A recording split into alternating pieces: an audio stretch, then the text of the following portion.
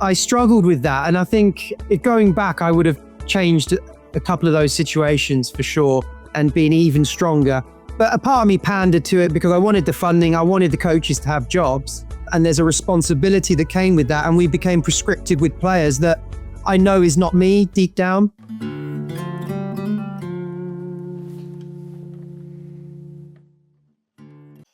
Well, welcome, Mr. Barry Scollo. Not requested just once, but twice to be on the show. So I often ask the guests who next, and you were requested twice. So here you are, which is fabulous to have you. I mean, you had a pretty distinguished career, as a coach, briefly on tour as well, and then managing and directing the program at Bath for many, many years. And as director of tennis there, the growth of that program, across the whole board, not just performance, but also in development and everything like that, has been significant. And then you took the decision to step away and create a successful business for yourself. So I'd like to just know a little bit from your perspective, how you see how your kind of journey has gone. Oh, well, thank you, Dave. It's a real pleasure and honor to be on your podcast and part of your sort of next adventure of what you're up to. Well, the background is, for me, was born in Italy, moved to England fairly quickly, grew up around the southeast, Eastbourne, Brighton way. I fell in love with tennis probably quite late, probably for what they say these days, but I was probably quite sort of 14, 15 when I really got into it. And then I was very fortunate in the Brighton area. Nigel Sears was coaching there. So between 93 and 98, I was lucky enough to have Nigel Sears as my coach and good players. And it was the national squad, a bit like your match point at Manchester. Yeah. I was a young person in that squad. There were people like Luke Milligan, Chris Bailey, Mark Petchey dropped in from time to time there, Claire Wood. There was some significant players that played a part in British tennis and now coaching. So I was around some very good people in my teenage years in Brighton. And then when that all dispersed and I finished my A-levels, I was young and not really, my parents, whilst they were hugely supportive, didn't really have a tennis background. So I moved to Italy thinking, well, that's quite a central part. So I sort of born in Italy, then moved back there when I was 18, 19. And tried to play, and there were a couple of good people there, and there was a lot of tournaments, and obviously you've seen the success of Italian tennis in recent years, but that model of tournaments was there when I was there from March to October. There was a lot of tournaments, so that seemed like the smart thing to do, but I was swinging in the dark really, and I was there for a couple of years into my early 20s, and I found myself in the final of a British tour in Southsea against Jamie Delgado. And I met John Whiteford. And John Whiteford sort of said, you should try coming to the University of Bath for a scholarship.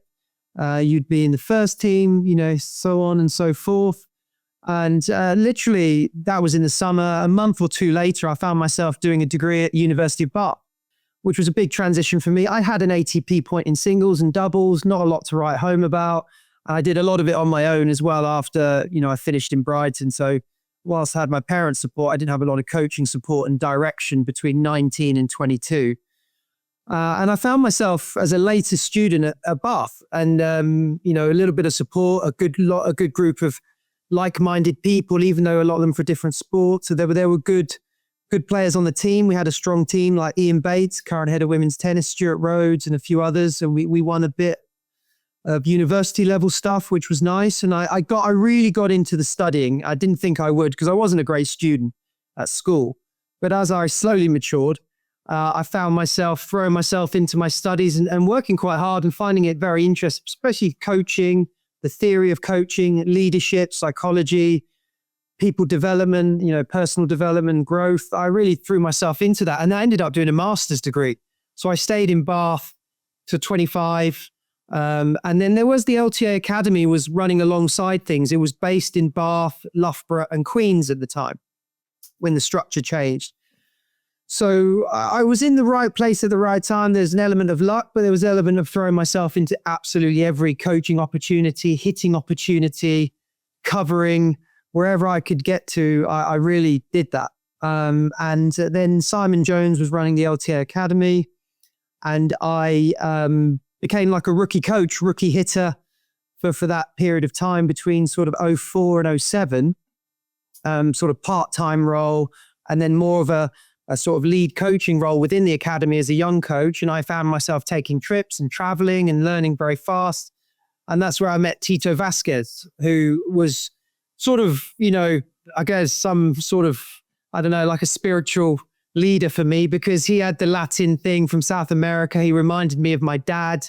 He was very tough. He didn't beat around the bush. He gave no quarter. A lot of people didn't like him. I just loved him. He was like my uncle, and I learned a lot from Tito. He was Davis Cup captain. He'd been with top players from Argentina. He had a significant playing career himself. So he was another role model for me at the time. And even by that point of late 20s and working with Tito, I'd already met some great people in tennis. My tennis family, even though a lot of them probably, I don't speak to so much anymore, I was very lucky even by that point. There was Nigel Sears, Tito Vasquez, Simon Jones, people like John Hicks and Leighton Alfred, who I was working with through the LTA Academy at Loughborough, Ian Hughes. There was a lot of good people around, and I was I feel myself very lucky.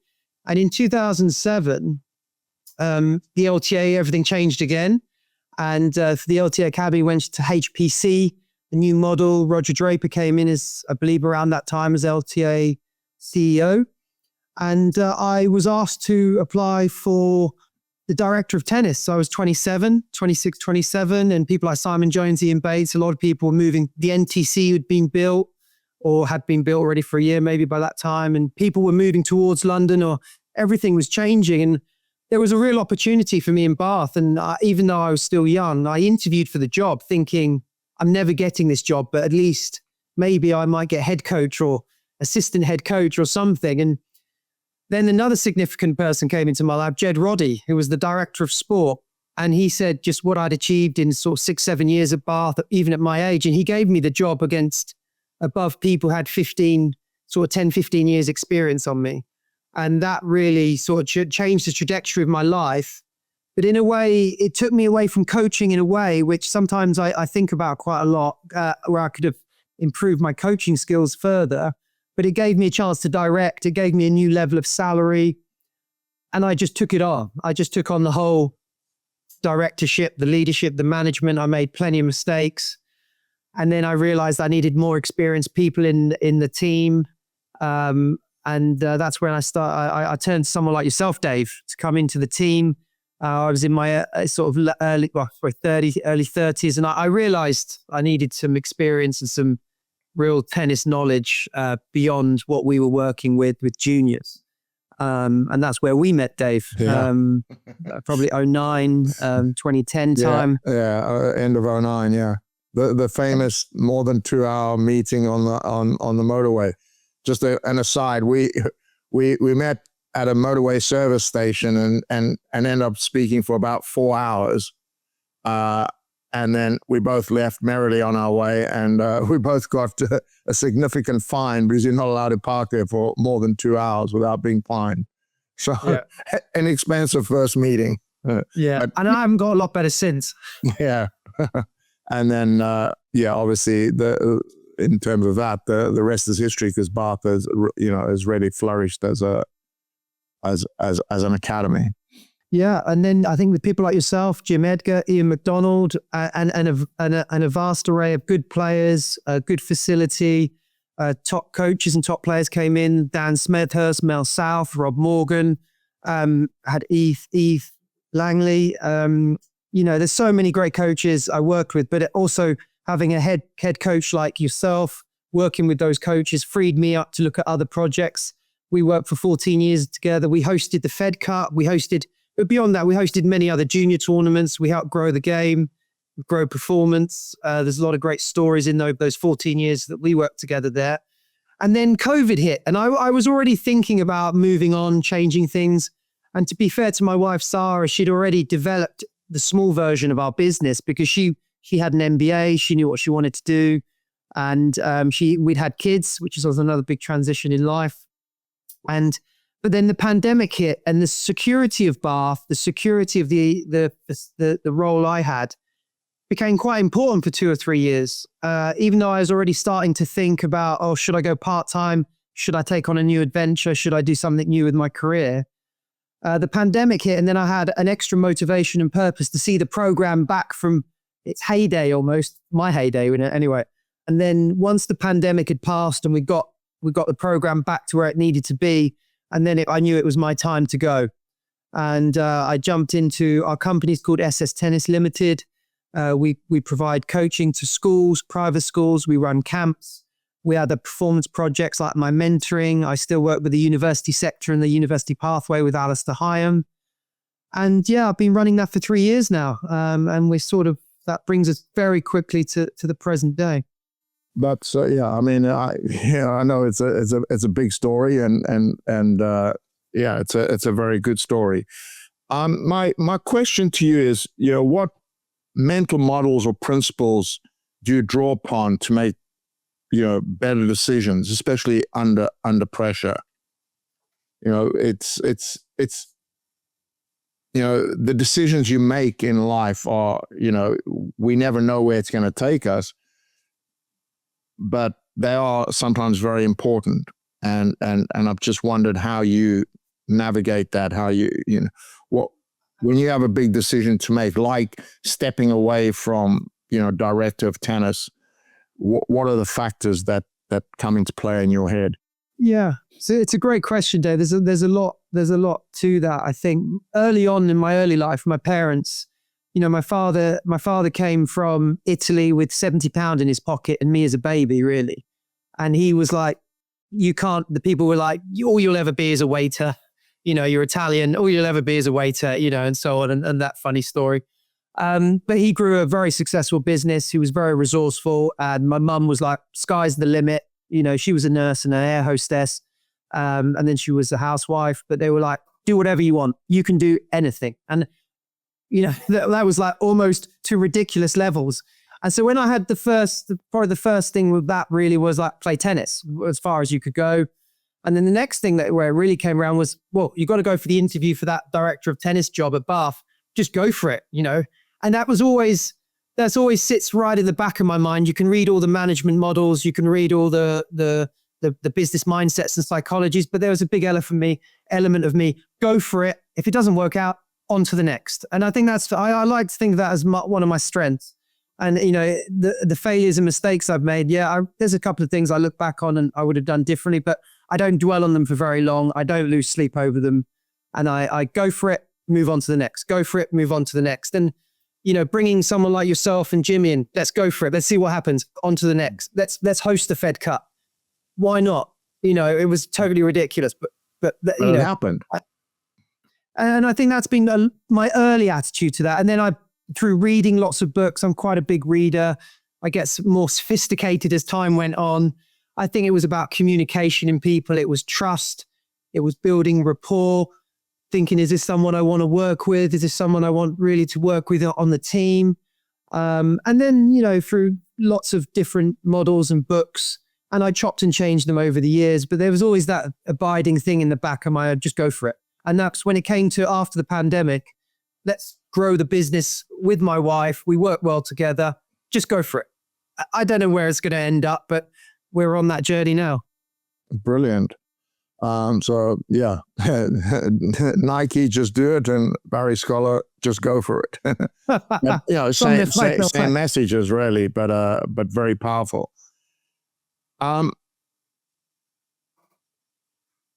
your time at Bath, what player or players' journeys that that were in that program kind of influenced you or amazed you or taught you something interesting? So coming from the players rather than from the coaching team around you.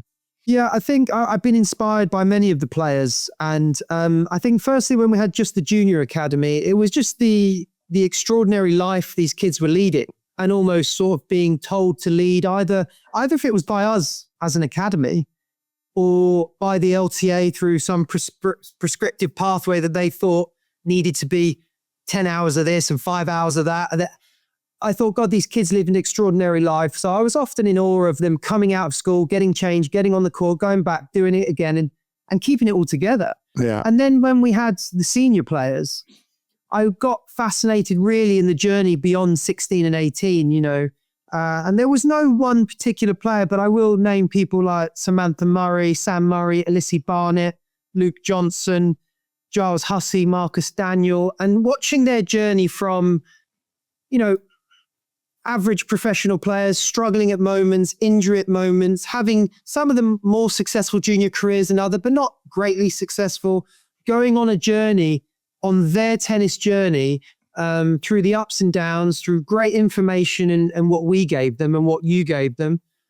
And just seeing them come through and having their success, I think meant quite a lot to me, and how we facilitated that journey and how they came through moments, and then see Lissy play the Billie Jean King Cup, or Sam Murray play Sharapova at Wimbledon, or hear about Luke Johnson and what he's doing now, circa 30 in the world, top in the world in doubles. I think that is really inspiring to me, considering where maybe they weren't really in great places when they were 14, 15 and expected to be some superstar. And they've carried on just because they had a love of tennis. So what has probably inspired me the most is the actual journey and the individual's journey and what they've been through personally and how they keep going back to tennis. And I kind of love that, and I love their journeys. Brilliant. Yeah, I think, you hear about resilience a lot of the time. And I think what actually stands out with those players, and like you say, early on, you didn't really see that it was there, but their resilience was not just to keep going, but to keep going with a fundamental, I think, belief underneath that it was worth it. Not that they were going to do great, which they did, but that there was, with all of the tears and all of the downsides and everything like that, there was a fundamental enjoyment and desire to maybe do something more. And so the attitude to that perseverance and resilience was, sometimes very unseen, but basically positive. And I think there's a difference between going forward with a basic negativity that I'm not sure this is ever going to happen, and I don't really believe it's going to happen, to a positivity where I'm not sure it's going to happen, but I really want to see how far I can go.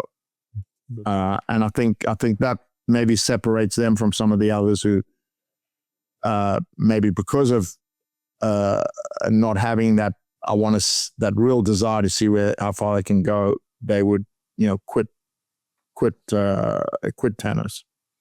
Which is no crime at all. I mean, if it's not something that you absolutely love, then yeah, quitting's fine, and going on to, and there's plenty of kids who've been through that program are very successful in other areas of life. But I think the basic ethos that they got from Bath was very helpful for them. A few quick questions. What's a common myth or, piece of bad advice that you hear a lot in our field? I don't know if it's necessarily a myth. It might be bad advice. Knowing, just building on the stories we've just talked about and those journeys, I followed a lot of LTA pathways to get the funding so we could give jobs for coaches, create an opportunity for junior players to develop and sort of, live their dream. But you look at some of those prescriptions and criterias and conditions placed on us, and then you talk about the stories of the players we've just talked about that came through Bath and are still some of them playing professionally now. None of them, I don't think, fit into any of those boxes. And I think whilst the LTA were fantastic in lots of ways, they didn't have enough trust of the coaches and the coaching team and the stories that we were trying to do. And I know that, they probably got some chair or committee or board to answer to, and you've got to attend 3 squats. You must attend these 8 hours a week, and you cannot certainly go off and do that thing. And I struggled with that. And I think going back, I would have changed a couple of those situations for sure, and been even stronger. But a part of me pandered to it because I wanted the funding. I wanted the coaches to have jobs. And there's a responsibility that came with that. And we became prescriptive with players that I know is not me deep down. Yeah. And I know there's an anecdotal story, there's a journey, and everyone's on an individual path. And it's trusting the coaching team that have a proven track record, which we did, to do the job in that way. If it means training 4 days a week instead of 6, that could be right for that player. And maybe they will never win a Grand Slam, or they will never be top 100, but they will go on their journey. And I think it's trying to nail that stuff to young players and parents who feel under pressure, who don't know tennis. I think that's part of the bad advice that we've given before, and I think could be improved. Yeah, and I think one of the things that is a little bit irritating to me is some of these criteria are not based on science. They're just based on historical ways of doing things and what certain maybe coaches think is the right way. But a lot of the science coming out disproves a lot of these criteria. And I'm hopeful that, the LTA will move in that direction and start to look at the science, for instance, around, kids staying involved in other sports for much longer, ultimately, do better than kids who specialize too early. But that's not saying that there's no kids who specialize early don't come through either. It can't be too prescriptive because every individual is so different. So yeah, very, very good, Baz. I know this changed, and you mentioned a lot of mentors in your life. But what has influenced your thought about leadership maybe the most in your life? Or the most. Yeah, I mean, I think it's very difficult because I've had some phenomenal. I go back. I've been around phenomenal people, and someone like Jed Roddy giving me the job when I had no experience, but he knew I was going to throw myself into it, and he saw the ambition probably in my eyes. I think it was taking a chance on people.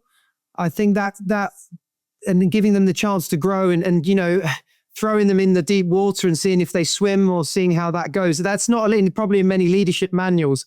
But the thing is, it links very much to the players that we've been talking about, because effectively Bart gave them a chance. Yeah. When the track record suggested they, wouldn't normally be chosen to be given a chance. And I think... Yeah, and from that, Dave, we probably received a lot of criticism from national coaches at the LTA on Bratha working with these guys, they're doing with that. I don't care. We're working with who we want to work with, the way we want to work, and we love it. And we enjoy our time, and it was about enjoying being with the team and being ambitious together, whether those players go to Grand Slams or play for Great Britain or not. It was our journey and it was our tennis story. And that's what we created in Bath. And I think Jed Roddy, I think it's giving people a chance to go out and see what they can do. And where you falter, you falter. And when you get up and stand tall, you get up and stand tall. And you do great things. I think that was a big impression on me. And another one was Brian Ashton. He was the rugby manager. I was able to have mentoring sessions with him. It was very much blank page. Here's your blank page. What do you want to create? What do you want to push out into the tennis world? Who do you want to work with? And Nigel Redmond as well. I think Nigel Redmond influenced my leadership a lot, especially when I thought maybe I should have got more I should have been more appreciated than I was, particularly at the University of Bath, because you were just a cog in a big operation, especially when you host something like the Fed Cup, you don't get a lot of thanks for it. And you generate quite a bit of income and exposure for the tennis program. And Nigel reminded me to be a warrior, not a victim. I think that always resonates. When I feel sorry for myself now, that sits with me. Barry, be the warrior, not the victim. And it's a very simple information. Now, like I said, building on from my original, move on to the next. Go for it, move on to the next. You're a warrior, not a victim. So that's how I see it. And then I think what I took from you, Dave, as a leader was your listening and then your questioning. And I still, that sits with me as well. I think about that often, and that's where I thought you, when you were at your height of your powers and still are with what you do, is I've met a lot of great coaches and a lot of egotistical coaches. And we've all got an ego to a point. But the one thing that differentiated you for me was your listening and then coming through with a cutting question. And that's where I appreciated working with you. And that helped my leadership as well. Brilliant. Well, thanks for that, Baz. And we did have a lot of fun as well, which was absolutely great. And my last question to you is, and not going back too far, but if you could go back just 10 years and you had to mentor yourself, what's one thing or two things that you would say to yourself now? Yeah, this is a really good question for me. I think I'm quite impatient. I like to sort of crack on with lots of different things and maybe not do them and maybe half bake a few things. So I would go back and tell myself to be more patient, have a little more attention to detail with the off-court stuff. And also, I think more rehearsing and planning, particularly because people often said to me, "Oh, Barry, just flash a smile, crack a joke, and you'll wing it and you'll be fine." And I was like, no, I do need to plan. I do need to rehearse. And in going back, I would spend more time rehearsing the presentation, planning exactly what I was going to say. And I would go back 10, 15 years to myself and go, sit me down and go, just calm it all down. You don't need to rush through the day. You can get these things, work in this time, go off and cut time out of the day to rehearse and plan. I think it's the old adage. I'm not sure whether the quote exactly, maybe an old American president, spend more time sharpening the saw and then you'll cut down the tree in an hour rather than spend 8 hours trying to cut down the tree or making a mistake and having to duplicate work. Yeah. So really rehearse, prepare, execute, recover. I would definitely go back and because I was just wanting to go 1,000,000 miles an hour and do everything for everyone. Brilliant. It's been a real pleasure having you. And of course, then it becomes your turn to put me in the hot seat. And you've given me forewarning with the questions, which I appreciate. I have a sort of 50-50 split where people just catch me on the hop, which is also equally different fun. But I look forward to that. So thank you very much, Mr. Barry Scollo. Thanks for watching Locker Room Power with David Sammel. If you enjoyed the episode, hit subscribe and leave a comment on your favorite platform. See you in the next one.